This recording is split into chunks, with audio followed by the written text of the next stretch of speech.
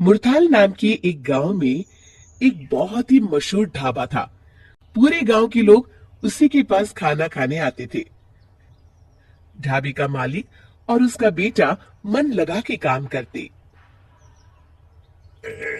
धंधा दिन दोगुनी रात चौगुनी तरक्की कर रहा है राजू। वो तो है बाबूजी।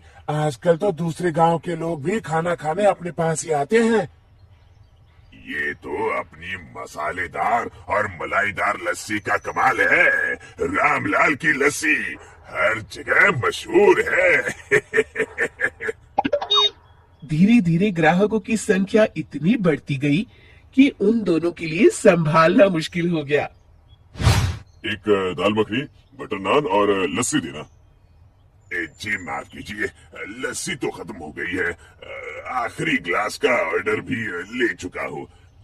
पर आप बैठिए, मैं आपको बाकी का ऑर्डर दे देता हूँ। नहीं नहीं नहीं भाई रामलाल, अब रोज खाने के साथ तुम्हारी लस्सी की आदत पड़ गई है, इसलिए रोज अपने ब्रेक में तुम्हारे ढाबे पे चला आता हूँ। अब बिना लस्सी खाना गले से कहाँ उतरेगा। इतना कहकर बंटी वहां से निकल जाता है। अरे सुनिए तो, साथ में 2 गुलाब जामुन मुफ्त है, तू ही खा लेना। राजू सब देख रहा होता है।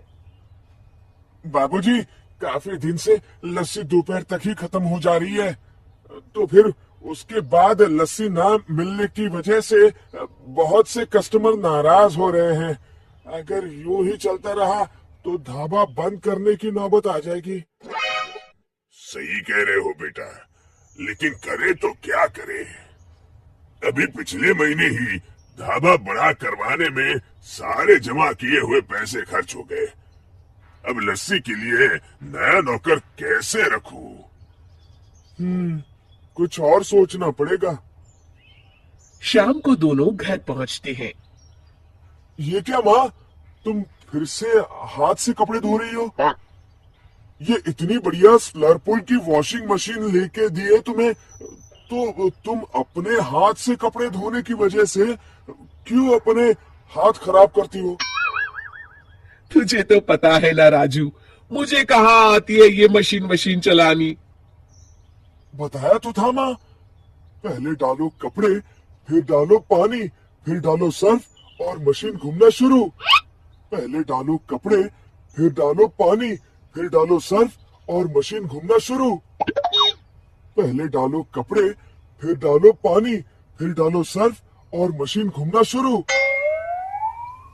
हाँ हाँ बेटा, समझ गई, पर मुझसे नहीं चलेगी ये। वो वो ना, मुझे इस मशीन की धुलाई पसंद नहीं है। हाँ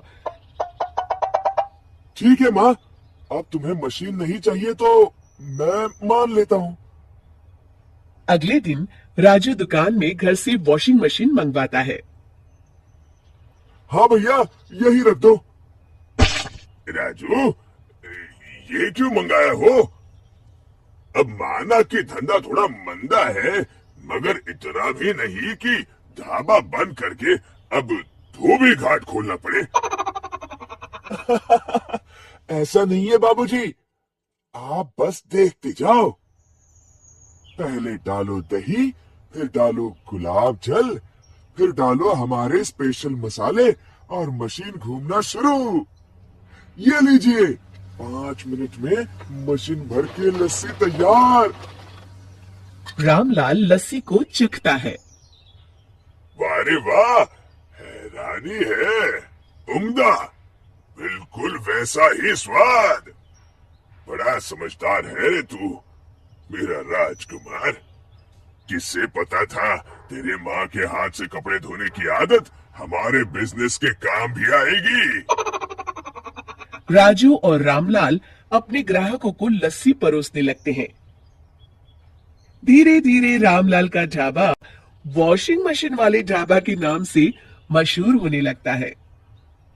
राजू बेटा, अब मुरथाल से आने जाने वाला हर कोई तुम्हारी हाईटेक वॉशिंग मशीन वाली लस्सी के लिए ढाबे पे जरूर आता है। क्या कमाल किया है तुमने। आप ही का बेटा हूँ बाबूजी, और वो कहते हैं ना, आवश्यकता ही खोज की जननी है। इतने में बंटी ढाबे पे आता है। अरे बंटी भाई, इतने दिनों बाद आए आप। हाँ भाई रामलाल, अब ये बताओ आज लस्सी मिलेगी या नहीं? ये बताओ कौन से फ्लेवर में चाहिए? शिक्षा, मुश्किल समय में हिम्मत नहीं हारनी चाहिए, क्योंकि आवश्यकता ही खोज की जननी है।